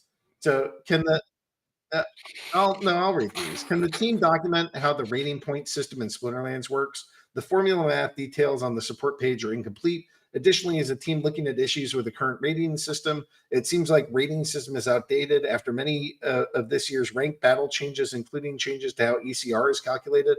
There's a lot of angst in the community, for example, with losing over 30 rating on a loss and gaining 10 rating on a win, and having to win 3 to 4 battles to make up for a single loss, especially when you're limited to roughly 30 battles a day due to ECR limitations. You know, Hardpoint, you've tended to look at these kind of like rating systems and battle systems. Is this on the radar still? Like, where does this fall with the team? And yeah, let us know. And you're muted, sir. And it was a great answer. I loved it. Thanks. That was perfect. Hey, you know what? If you didn't love what I just said, then I don't know who you are, right? No, it's the rating system is definitely on mind. It's actually been on our mind for quite a bit. We looked at it last year. We've been staring at it this year, and we really focused in on some of the economy pieces, and we really need to focus in on the game pieces, which is the rating system. So definitely would like to see more wins, more looking at this sooner. And I think maybe you guys are going to see that get popped up. Definitely keep pushing it, keep talking about it, because that's how we pay attention to it, is if you guys are paying attention to it. Yeah, I mean, it's something that we heard a bunch. We want to look at it, and we'll see where that goes. Maybe we can document a little bit better how the rating system works, but that might not be that useful if we're about to change it. So this is I can also just say to Aggie, win land. Like, land is right now our focus. So like, looking and tearing apart our rating system right now, probably not going to be the highest priority, because we're really focused in on land, like Nate said. Yep. That is the reality. We have a finite amount of people doing a infinite amount of work. All right. 8 town halls ago, Matt announced an interim system to consider staked SPS for rewards until the final system goes live. A lot of players with almost 0 staked SPS extract rewards they shouldn't have won, according to the white paper. This exploit is bigger than the card level 1 because it is also happening in gold, diamond, and champ by a big amount of players. When will there be a solution? Is the team tracking the number? Why not choose a simple, fast way to stop this? I don't see a lot of this, of like people complaining that stake rewards are killing the game, or like a giant exploit. So I'm not prepared to like answer if that is or isn't a problem. I guess what I would say is something like, the validator system is what we're waiting for to be able to do SBS delegation. And once SBS delegation is live, then there can be a whole bunch of other things that happen, but it's kind of waiting on some of the validators to get pushed through. So we are working on validators. We do want to get back to the staked SBS plan that's within the white paper, and that'll be a priority, but we got to get validators sort of functioning first. Anything else you want to add to that, Hardpoint? Yeah. So the one thing is that we've been talking a lot about is like tower defense is actually going to pioneer some new technologies and new ways of doing economy. One of them is staking to get rewards. So that's something you're going to see us.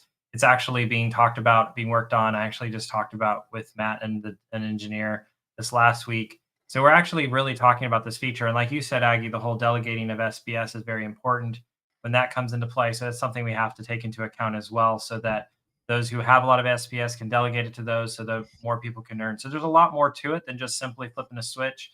And we are working on it, though, and we are planning on it, and you're going to see more pieces of that come out in the next bit. Okay. Are there any plans to add more useful items to the guild shop? Did anyone ever use the spyglass? It doesn't feel very useful. Yeah, I think now that Guild Brawl stuff is done, we have a chance to start doing other things with the guilds.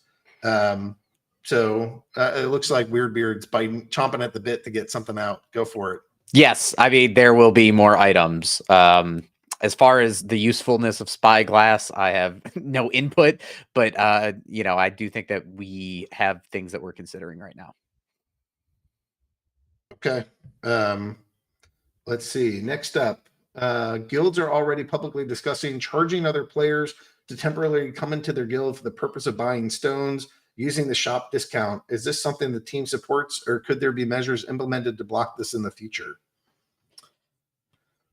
I mean, it's a reality. If it's loud, it's loud. Maybe that's an exploit. We tend to try not to like drastically change things unless it's a big problem. If this becomes like a major workaround, okay, maybe we'll start messing with it, but not just yet. Any other thoughts?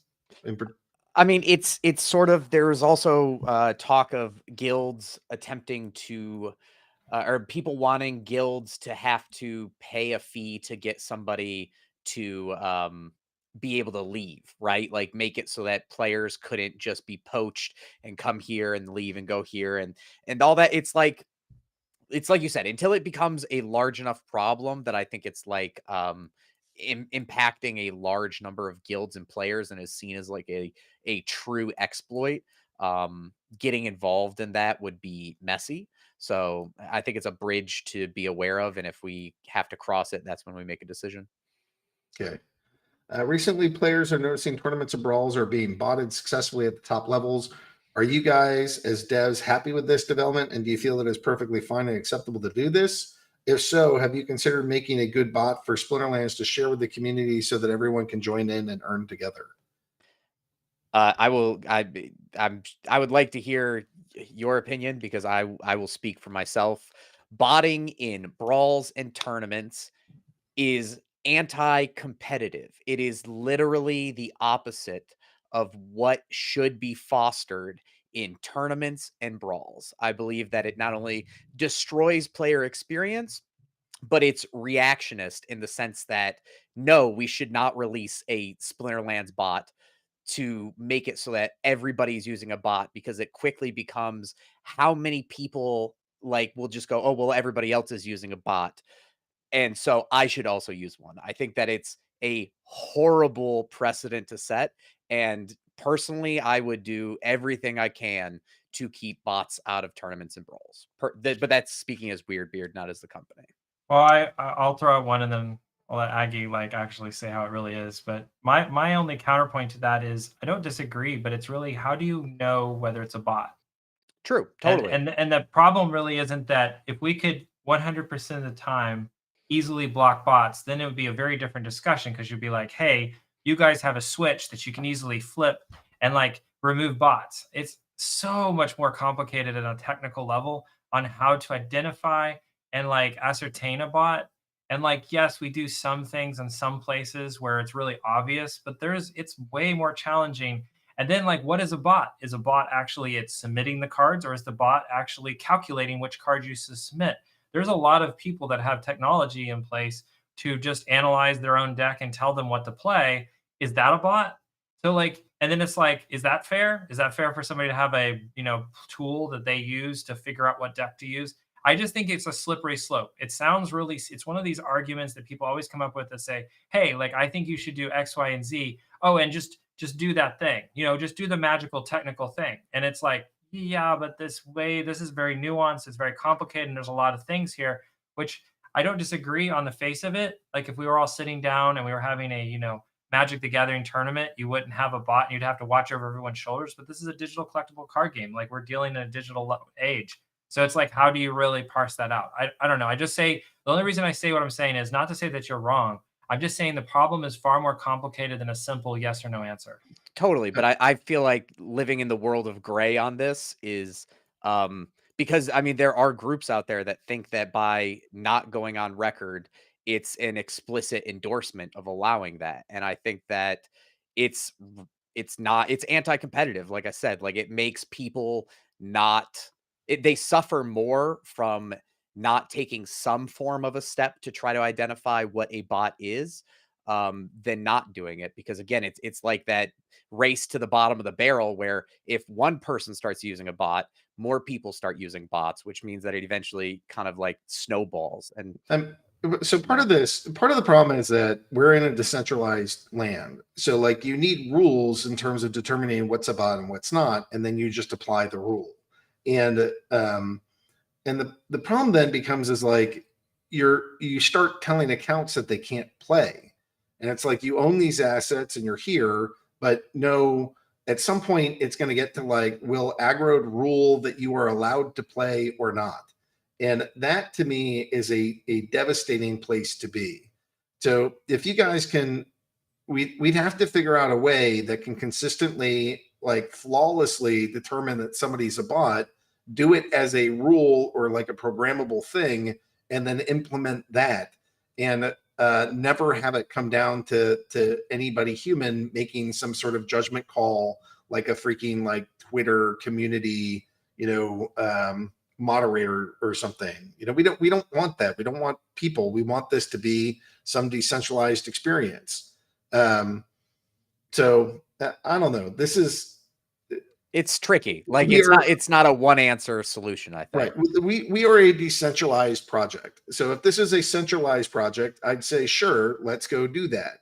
But this is a decentralized project. So it becomes really hard.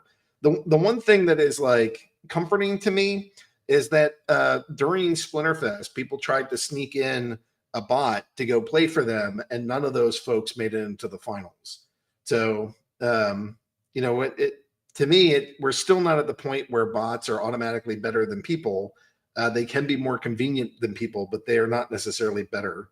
So I don't know. I understand the sentiment and I support the sentiment that we should keep them out, but what we would have to do to keep them out is antithetical to the game. So maybe there's a way that we can fix that. And if the players can come up with a good solution that the community can agree to, then that would be one thing. But if it really comes down to like Aggro has to make a call on who's a bot account or not, and then if they're a bot account, they can't play in this tournament, then that is a giant red no for me, Bob. And we'll have to figure out something different. So I think this needs like a way more 15-minute conversation with Aggie prior to every match. That's the only way we'll determine it. So, like, what are we going to do? Facial recognition and KYC to play in a tournament? Like, that's fine for like sponsored tournaments, but I'm not sure that that's a great look for like Splinterlands general tournaments. There's a lot here.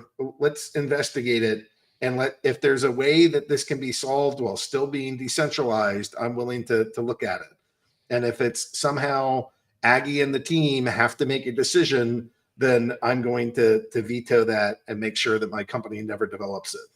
So that's not a no. It is I will consider it and support it under certain conditions. I hear players wanting it, but it also goes against some of the fundamentals of what we are doing. Yeah, I think that's something like we have to live within the constructs of that, right? Like I think it's more a fact-finding mission than a let's become arbiters of truth mission, if that makes sense, I guess. Yeah, fact-finding for now. Go search it out and come up with something that doesn't rely ultimately on will Aggie make a call to stop that person from playing? Because if that's where it ends, my answer is no. I think if I just throw one last log on the fire, there's two different aspects of this. I think that everybody needs to realize too. It's about earning versus competitiveness.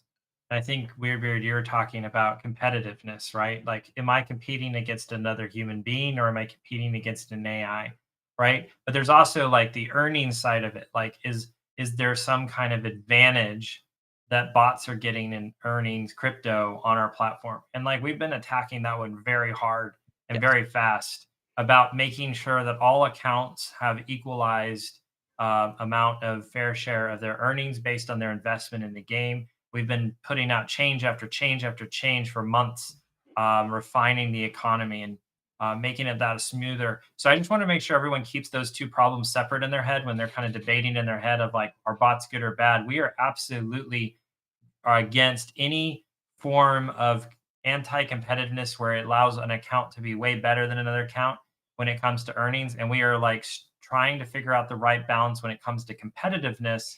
Does having an AI assisted, helping you out make you more competitive? It's a big more of a struggle for us to figure that line out. And I totally agree with Aggie. We really don't want to get into a place where we arbitrate every single match by some customer service agent that has to see your face and check your room to make sure you're not cheating. Yeah, totally.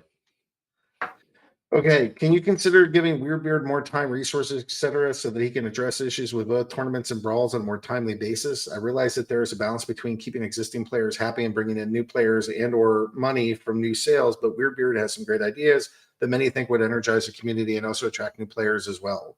So yeah, he's out there talking to the players and getting feedback. I think it's super valuable. I think the thing that he's been missing, I think there's feedback that he has but hasn't necessarily been able to do things with, and that's more of like mostly because Cryptomancer, who is sort of our king of brawls on the coding side, is out traveling a lot. So he's back.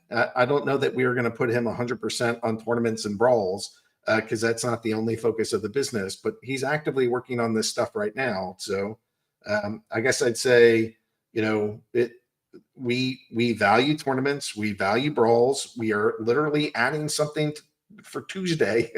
So we're clearly working on it, but I don't know. Check it out.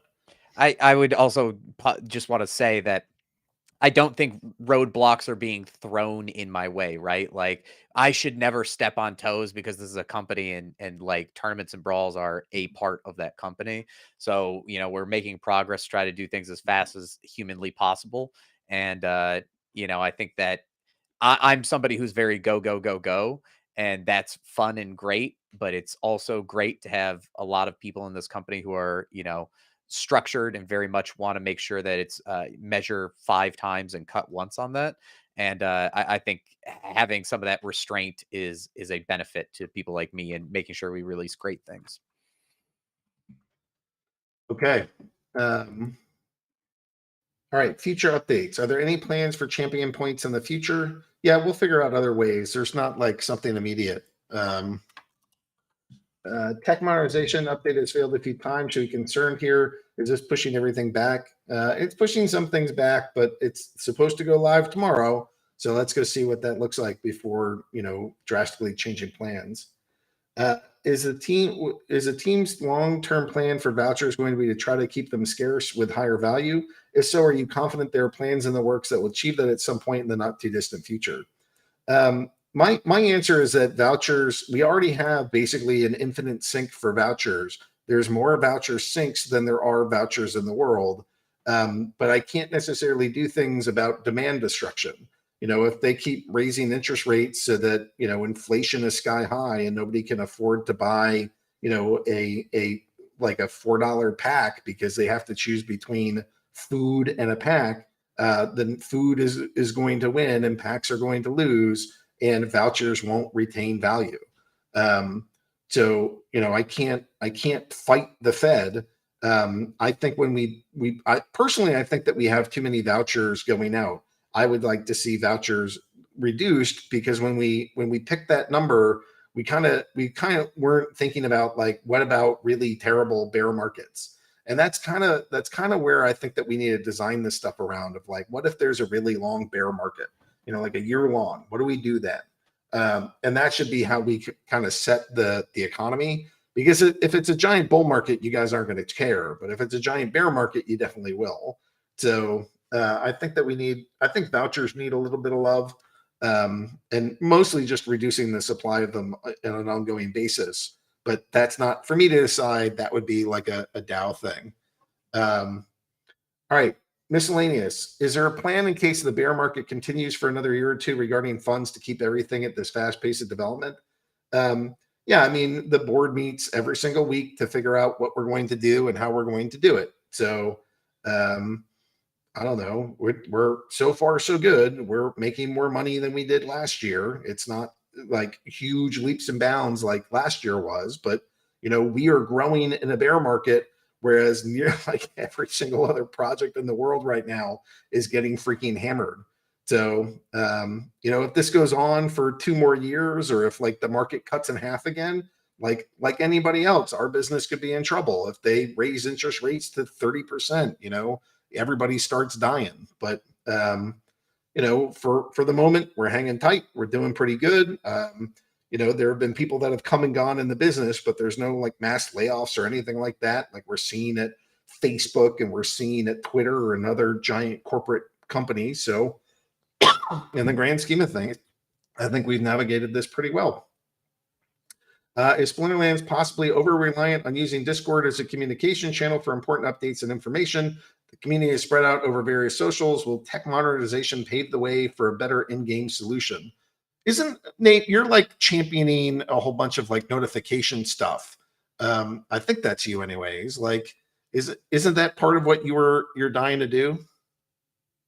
No, I think we're in alignment in that it'd be nice someday to be able to integrate more chat with right there within the game. I mean, preferably if I had my way, it'd be right there on the screen where people are clicking the battle button and they're, name calling their competitors right there in chat and just, or saying good game or whatever. I mean, I'd love to see all that in the game, but we'll see where that ends up being prioritized. Yep. Okay. What factors on a card will influence its production on land? Generally, the same kind of things that impact its the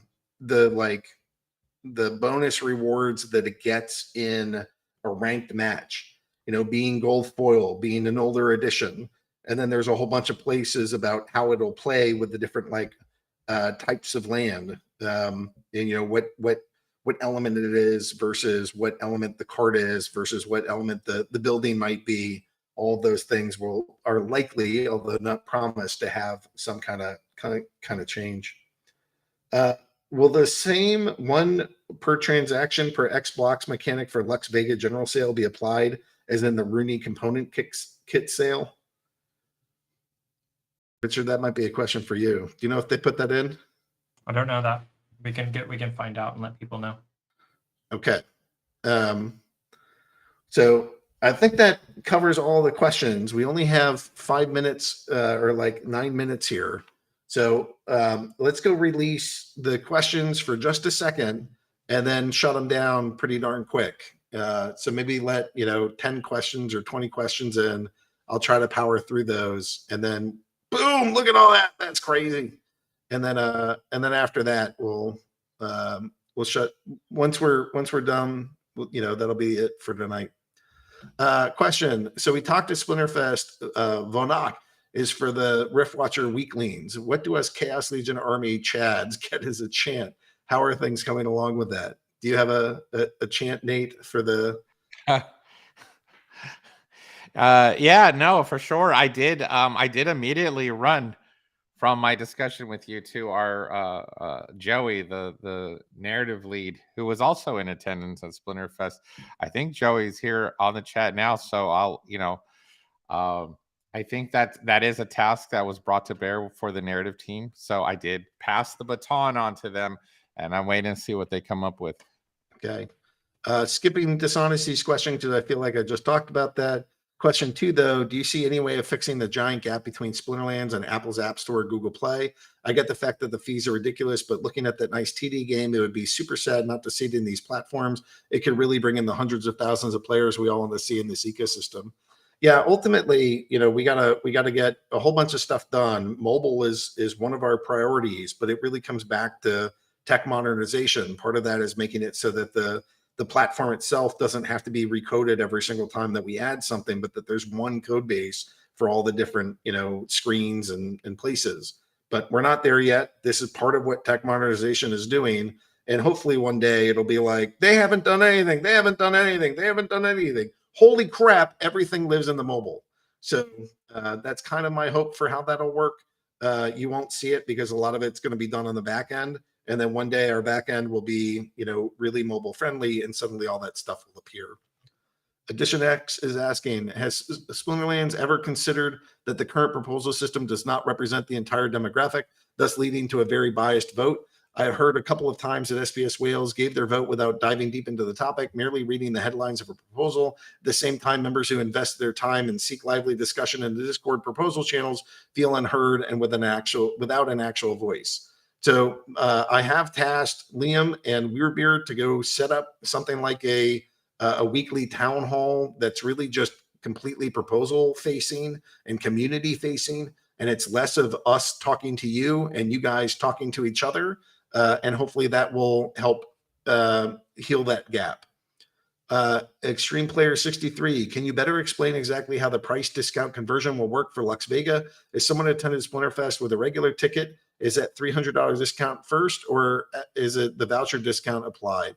It's the discount first. So it's $1,000, then you minus the 300, and then you split it so that it's 350 in DEC and 350 in vouchers, and vouchers will be priced at $1. Moros is asking, why was there a pattern in the traits for Rooney? Just look at the different colorways of the axe Roonies, groups of 3 in consecutive mint order having the same pattern of traits. People who minted multiple Roonies at once had a higher chance of getting multiple Roonies with the same trait. Presumably it's because of the seed that was used was the same for all of the Roonies. And so, you got similar patterns based off of the same seed. Bitcoin Sig is asking, could it be possible to merge Rooney with the upcoming Universal Metaverse standard so players could get a 3D file to use on a Metaverse game in the GameStop Marketplace game store? That seems like a yes. Hardpoint? I mean, anything's possible. Enough time and money. There you go. Can one of the next DAO proposals be reduce the print rate of vouchers? I mean, I'm in support of this. I think we should have it, but I don't know. We'll I think that needs a little bit more conversation, but we'll put that out there and we'll see what the community wants to do. What are we doing to curtail the fake Splinterlands merchandise, and when is our official merch store getting a facelift? There's not a ton that we've done to curtail the fake Splinterlands merchandise. If it's being sold commercially, that's bad. If people are just making shirts on their own, as long as they're not like screening racial epithets, it's probably not the end of the world. But you shouldn't be doing things commercially. That could get you shut down. An official merch shop is not like the next biggest thing on our list, but we know some people want some merch, so we'll try to get something out. Will Splinterfest Philippines have the same ticket price as the recent one? It would be nice if the general Filipinos players can afford the ticket and have some fun with the Splinterlands team. So, there is not a Splinterfest Philippines planned yet. It is something that we're looking at. I imagine it'll be less expensive. We would hope for more players, but at a lower price. But we'll have to see. None of that is formally planned. Are you guys looking to launch a campaign to bring in the masses of new players anytime soon? I know that Matt said we have to wait for tokenomics to be right, and I suspect tech modernization going live is also a must. How are we looking for all that? Lots of new players might solve a lot of the current issues we are discussing proposing. I mean, we're always trying to do things to get new players. We think getting the economy right is one of the biggest things that we can do. Having a stable coin seems to be one of the most important things that I think that we can do. And we're making a lot of progress on that. So between Lux Vega and the current price that DEC is at, I really don't think that we're that far away from par. Maybe even next week we'll see it. But who knows? I have no crystal ball and have no promises there. It's just hopefully that's something that we see before too long. And then I think it'll be really good for the game. So that's one of my highest priorities. And then once we get there, we can start thinking about what other priorities do I need to be thinking about. Question: instead of having to burn packs, would it be better to revisit the card DEC burn rate instead of having millions of 1BCX cards on the market? The problem is that since the collection power has gone down and the price of DEC likely should stay at peg, there will never be a convergence of DEC burn and 1BCX floor price to keep the numbers down. I hear that, maybe in future editions that it's possible that the DEC burn rate will go up as a consequence to go remove the amount of cards in circulation. I do think that there is something good about that. But I don't know what that'll look like because, that's more of like a Matt thing. That's kind of his part of this. And I don't know. We'll see what his take is. And, honestly, if the community is like dying for that, then maybe that's something that we'll consider. But keep in mind that would, in fact, also go directly against what we're trying to do of keeping the amount of DEC in the world down. That would add quite a lot of DEC if you guys suddenly are burning millions of cards.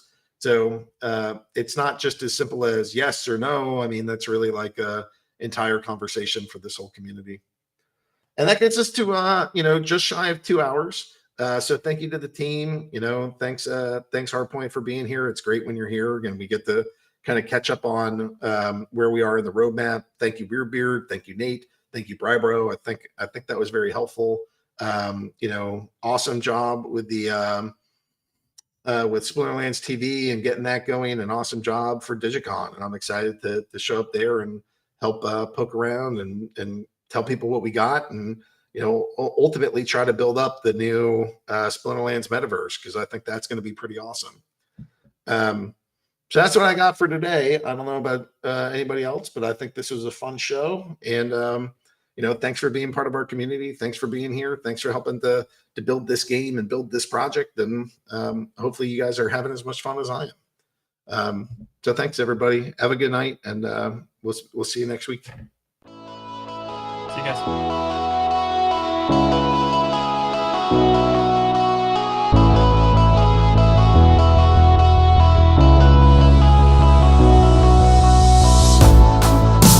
Chaos reigns and hope is lost. When your darkest days aren't saved by the dawn, we break bring the light to help guide the way. We are with you. We are the Rift Watchers.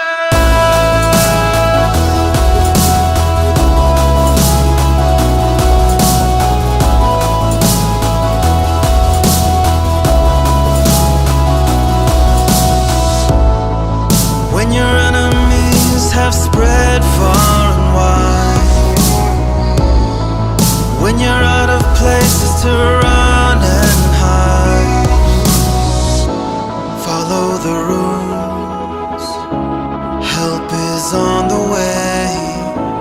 We stand with you.